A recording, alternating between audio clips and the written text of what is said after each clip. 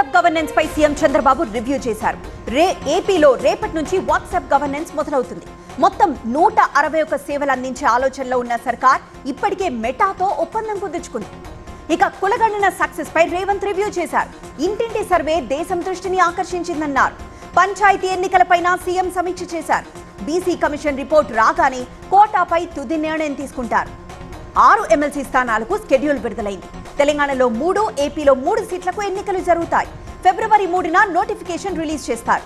ఫిబ్రవరి 27న polling నిర్వహించి మార్చి 3న ఫలితాలను ప్రకటిస్తారు. ఇక రేపు విశాఖ స్టీల్ ప్లాంట్ కి వెళ్తున్నారు శ్రీనివాస్ వర్మ.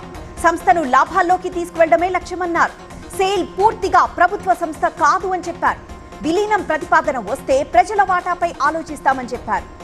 ఇక ఆప్ అధినేత కేజ్రీవాల్ పై మండిపడ్డారు మోదీ. ప్రధాని తాగే నీళ్లలో బీజేపీ విషం కలుపుతుందా అని ప్రశ్నించారు. కేజ్రీవాల్ హర్యానా ప్రజలను అవమానించారని, క్షమించరాని నేరం చేశారని ఢిల్లీ ప్రచారంలో ఉన్నారు. ఇక కేంద్ర కేబినెట్ పలు కీలక నిర్ణయాలు తీసుకుంది.